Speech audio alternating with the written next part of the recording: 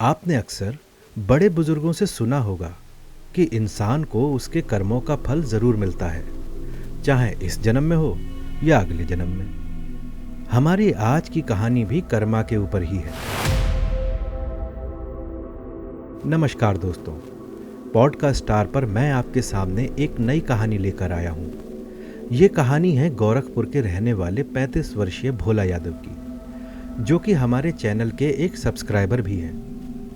ये कहानी मुझे उन्होंने ही भेजी थी और दरख्वास्त की थी कि मैं उनके साथ हुए इस हादसे का एक एक सफ़ा आप सभी को पढ़कर बताऊं, ताकि उनकी तरह कोई और ट्रक ड्राइवर सफ़र के बीच में ऐसी गलती ना करे जो उन्होंने की।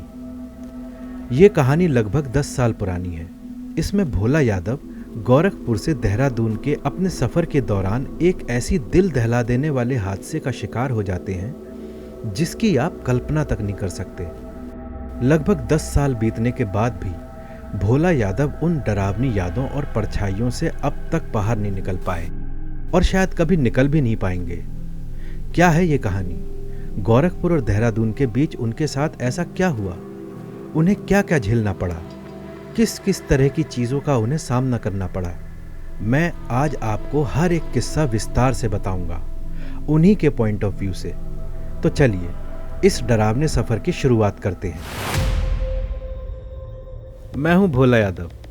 हूं तो मैं 7वीं फेल, मगर सड़कों का राजा हूं। ट्रक चलाते चलाते मुझे तकरीबन 18 साल हो चुके हैं। इन 18 सालों में ना जाने कितने सफ़र तय किए, कितने शहर घूमे, कई हादसे भी देखे, एक्सीडेंट भी देखे। कई बार एक्सीडेंट हुए भी, कई बार मरने से भी बचा। लेकिन उस रात का एक सफ़र मेरी यादों के साथ एक खौफनाक साए की तरह लिपट चुका है। उस हादसे ने मेरी सोच, मेरी हिम्मत, मेरी ज़िंदगी सब कुछ हिला दिया। ये कहानी है एक रास्ते की, जिस रास्ते पे गूगल मैप ने तो हाँ बोला, लेकिन ज़िंदगी ने ना बोला। उस रास्ते पे सिर्फ मौत थी और कुछ नहीं। तो चलो मैं आपके साथ उस खौफनाक सफ़र की कुछ डरावनी यादें साझा करता हूँ। रात के लगभग 9 बजे का वक्त था। मेरा ट्रक पूरी तरह लोडेड था। इस बार मुझे गोरखपुर से देहरादून सीमेंट के कट्टे ले जाने का काम मिला था। देहरादून में किसी लाला की कोठी का काम चल रहा था। अब आप सोचेंगे क्या देहरादून में सीमेंट नहीं मिलती? मेरे दिमाग में भी यही ख्याल आया था। फिर पता चला कि वो देहरादून वाले लाला जी की गोरखपुर में खुद की सीमेंट की फैक्ट्री है। इसलिए जब देहरादून में कोठी बनवाई तो सीमेंट भी अपनी ही फैक्ट्री की इस्तेमाल करना वाजिब समझा। बात भी ठीक ही है। खैर, अपने ट्रक में मैंने सीमेंट की बोरियां भर के गोरखपुर से देहरादून के लिए निकल पड़ा। अच्छा, मेरी शुरू से ही शॉर्टकट लेने की बहुत आदत है। इस बार भी मैंने अपनी मंजिल तक पहुंचने के लिए जीपीएस पर शॉर्टकट रास्ता देखा। बहुत ढूंढने पर एक रास्ता मिला। पूरे 3 घंटे बच रहे थे। मैं खुश हो गया। मैप ऑन किया और सीधे निकल पड़ा। अब चलते चलते मेरा ट्रक लगभग 100 किलोमीटर का सफ़र तय कर चुका था। डीजल का मीटर भी लाल बत्ती ही दिखा रहा था। तभी बगल में मुझे एक पेट्रोल पंप दिखा, तो सोचा कि टैंक फुल करवा लिया जाए। डीजल भरवाने के बाद बाहर निकल के एक बीड़ी जलाई और फिर से ट्रक स्टार्ट कर दिया। अब पेट्रोल पंप के बाद ये जो रास्ता मैंने लिया, ये काफ़ी सुनसान था और इस रास्ते में एक अजीब सी ठंडक थी। अब इतने सालों से ट्रक चला रहा हूँ तो आबो हवा का पता चल ही जाता है। गर्मी के मौसम में इतनी ठंडी हवा, कुछ तो ठीक नहीं था यहाँ। खैर, मैंने अपने दिमाग की घोड़े दौड़ाने बंद की और चलता रहा। अब लगभग 20 किलोमीटर चलने के बाद मुझे सड़क पर एक आदमी दिखा। उसकी उम्र मुझे लगभग 40 साल की लग रही थी। उसके चेहरे पर हल्की काली सफ़ेद दाढ़ी थी और चेहरा भी उसका पतला दुबला सा था, पर आंखों में उसकी एक अजीब सी चुप्पी थी। उसने सफ़ेद कुर्ता पहन रखा था और सर पर एक साफा बांधा हुआ था। उसने हाथ उठाकर लिफ्ट मांगी। मैंने एक बार तो सोचा कि इतनी रात में ये इंसान अकेले क्या कर रहा है। आसपास ना तो कोई गांव है, ना कोई घर है। फिर भी मैंने उसे बिठा ही लिया। बैठने के बाद गाड़ी आगे चली। मैंने भी सोचा चलो सफ़र में बात करने के लिए मुझे कोई साथी मिल गया। मैंने उससे उसके बारे में पूछा, घर कहाँ है, नाम क्या है, लेकिन उस इंसान के मुंह से एक शब्द भी नहीं निकला। पूरे रास्ते वो इंसान चुप रहा। फिर करीब 15 मिनट बाद बोला, तू भूल रहा है, तू जिसे कुचल के आया है वो तुझे याद कर रहा है। ये सुनने के बाद मैं काफ़ी घबरा गया और मन ही मन सोचने लगा शायद कोई पागल आदमी है, पर उसके बात करने का अंदाज काफ़ी ठंडा और रहस्यमय था, जैसे अंदर से काफ़ी दुख और तकलीफ में हो। उसकी उस दुख भरी आवाज़ को सुनकर मुझे लगा शायद परेशान है। मैंने इंसानियत के नाते पूछ लिया, बड़े भैया परेशान लग रहे हो, क्या बात है, बताओ, मैं आपकी कोई मदद कर सकता हूँ। लेकिन उसके बाद वो ज्यों का त्यों चुप बैठा रहा, एक शब्द भी नहीं बोला, लेकिन उसके चेहरे पर बहुत सारे सवाल और शिकायतें थी। खैर काफ़ी देर तक कोई जवाब न मिलने पर मैंने भी बोलना बंद कर दिया और चुपचाप अपना ट्रक चलाता रहा। कुछ देर बाद लगभग 20 किलोमीटर का सफ़र बीता। उसने मुझे इशारे से ट्रक रोकने को कहा। मैंने ब्रेक लगाए और वो उतर गया। उतरते वक्त मैंने उससे कहा, चलता हूँ भाई साहब, बहुत दूर जाना है, लंबा सफ़र है। मेरे इतना कहने पर उसने भी एक तंज भरी आवाज़ में मुझसे कहा, वो तो मुझे भी पता है, बहुत दूर जाना है तुझे, तेरा ये सफ़र ज़िंदगी का सबसे बड़ा सफ़र होगा।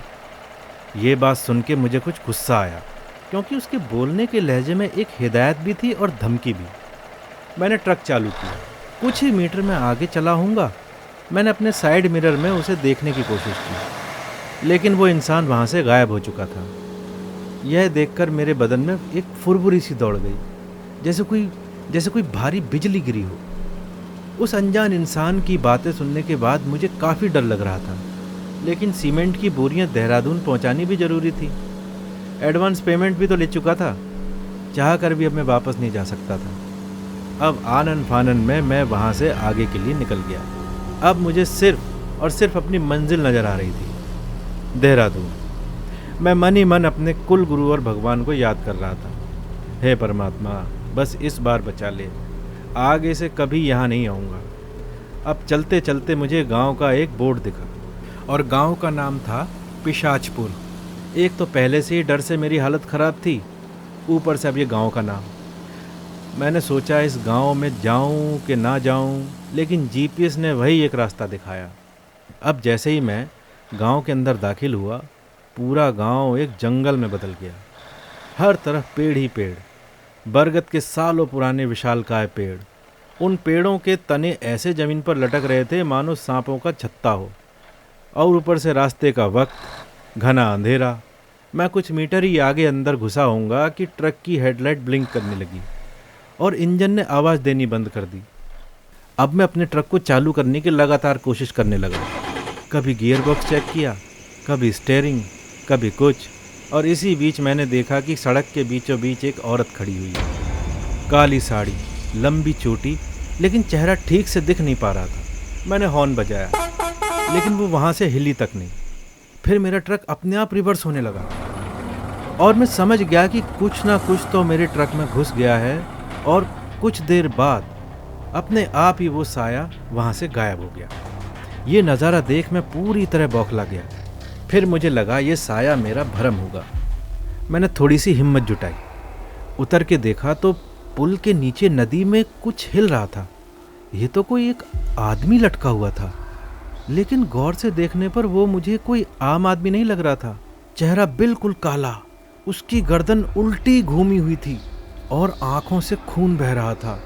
उसका चेहरा, उसका शरीर इतना डरावना था कि कुछ देर देखने के बाद ही मैंने अपनी आंखें बंद कर ली।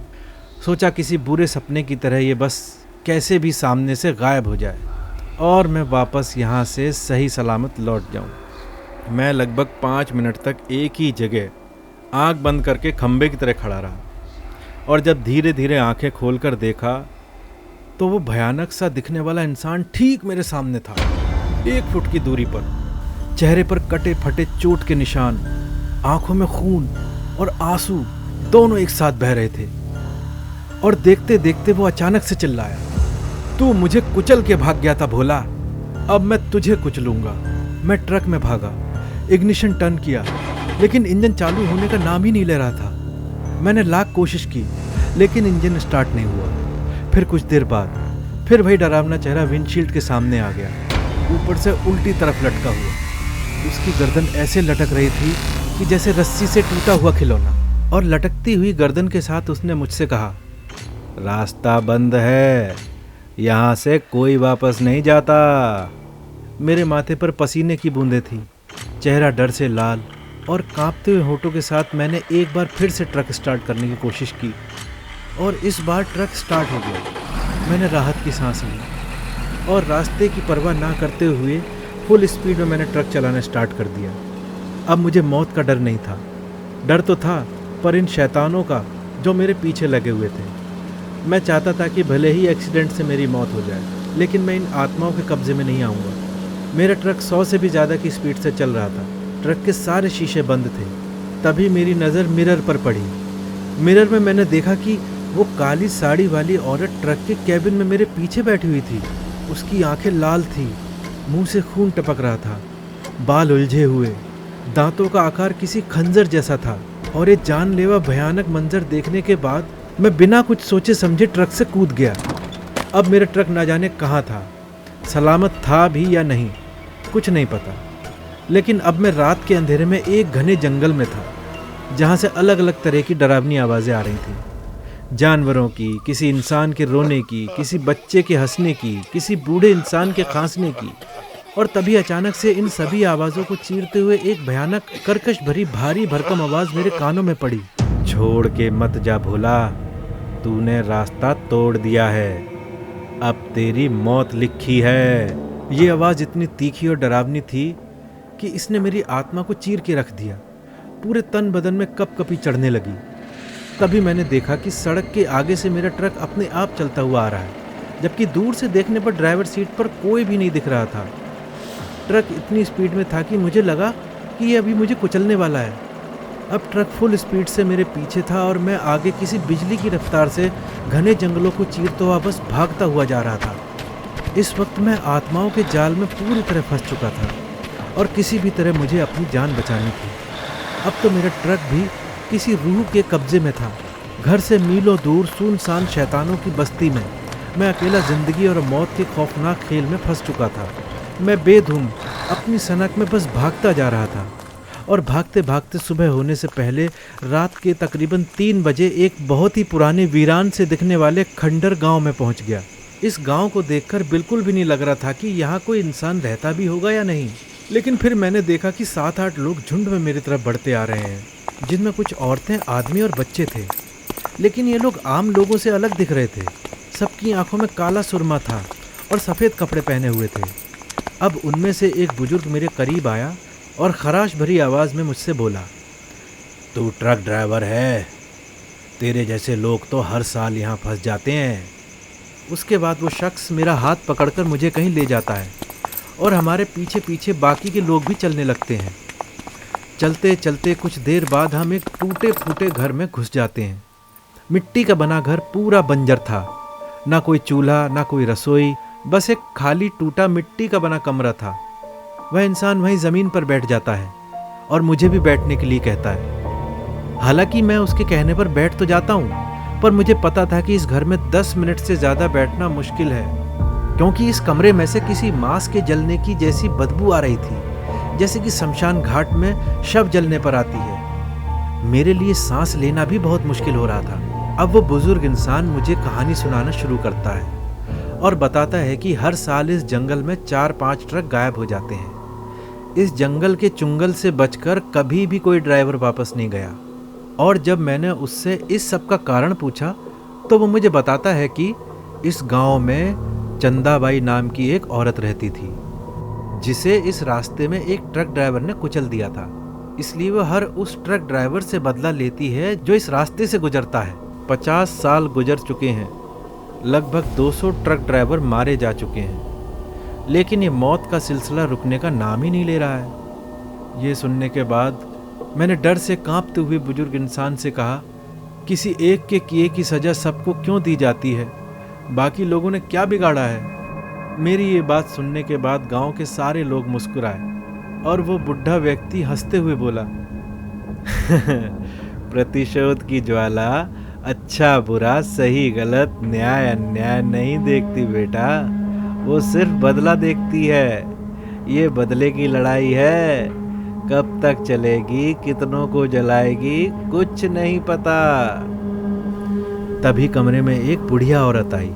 उसने मुझे रोटी दी और बहुत ही प्यार भरे लहजे से मुझसे बोली, भूख लग रही होगी बेटा, ये ले रोटी खा ले, लेकिन याद रखना ये रोटी खाने के बाद तू कभी वापस नहीं जाएगा। मैं भी पूरा दिन का भूखा था, भाग भाग के शरीर थकान से टूट चुका था। मैंने बिना कुछ सोचे समझे रोटी खानी शुरू कर दी।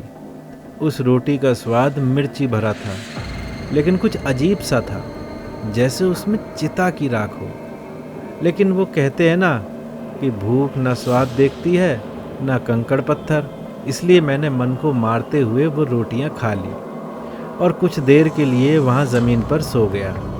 और अगले दिन जब मैं उठा तो सब लोग गायब थे। घर के अंदर एक छोटी सी चिता जल रही थी और उसमें मेरा ड्राइविंग लाइसेंस भी जल रहा था। अब मेरे कानों में फिर से उसी जंगल वाली डरावनी औरत की आवाज़ गूंजी, तेरा नाम लिख दिया गया है, तुझे भी जला दिया जाएगा। अम्मा के हाथ से मेरी दी हुई प्रसाद वाली रोटियां खाकर तूने खुद की रूह को मेरे हवाले कर दिया है। ये आवाज़ सुनते के साथ ही मैं वहाँ से भागा, लेकिन हर तरफ वही जंगल, वही रास्ता, वही घर।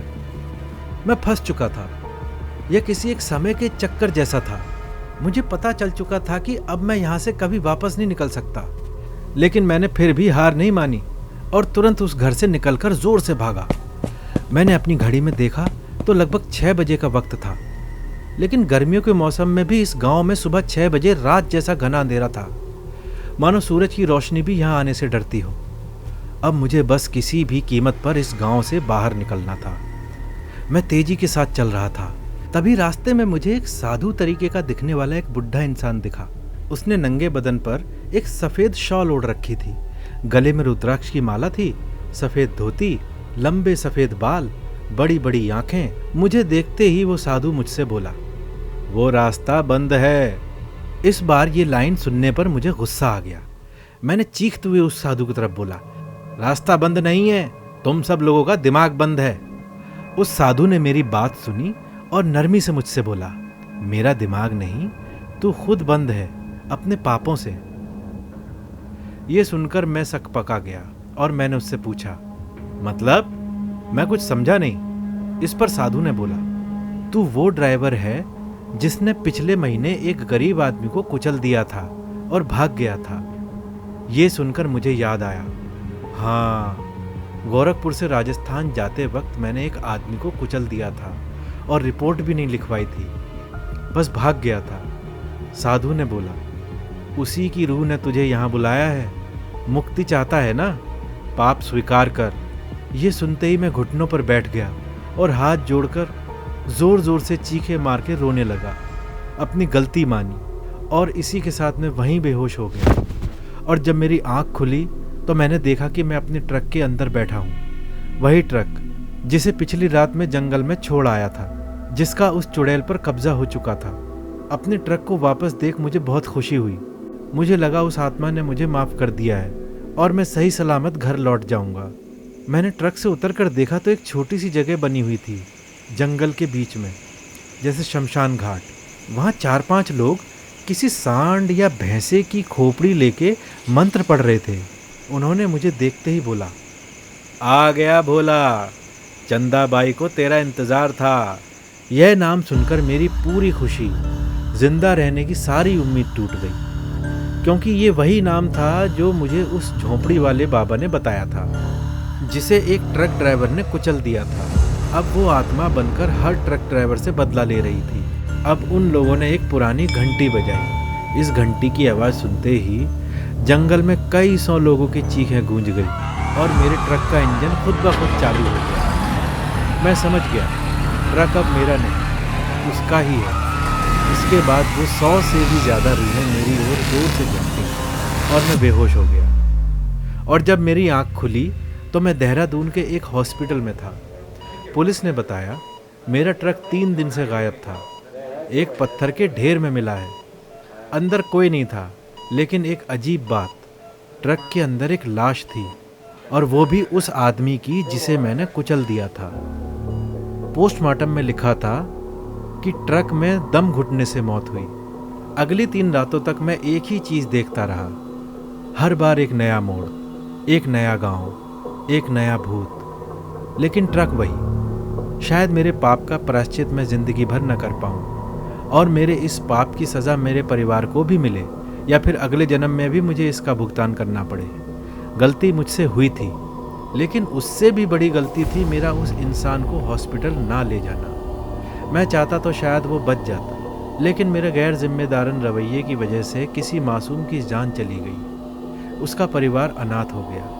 हालांकि अपने कर्मों पर लगी इस कालिख को मैं मिटा नहीं सकता, लेकिन फिर भी अब मैं हर महीने उस इंसान के परिवार को खर्चे के लिए पैसे भिजवाता हूँ जिसको मैंने कुचला था। इससे शायद मेरा पश्चाताप तो ना हो, लेकिन क्या पता मेरे पापों का बोझ थोड़ा सा तो कम हो जाए। मैं जानता हूँ रास्ता बंद है सिर्फ एक कहावत नहीं, यह एक ज़मीन पर बनाई गई जीवित औरत का एक श्राप है जो सड़कों के खून से जीती है। और जब तक नए ट्रक ड्राइवर्स अपने पाप नहीं स्वीकारते, वो रास्ता खुला रहेगा, लेकिन मौत के लिए, ज़िंदगी के लिए नहीं। तो दोस्तों, ये थी मेरी कहानी। आज भी अगर मैं वो जंगल या वो रास्ता याद करता हूँ तो मेरी रातों की नींद चली जाती है।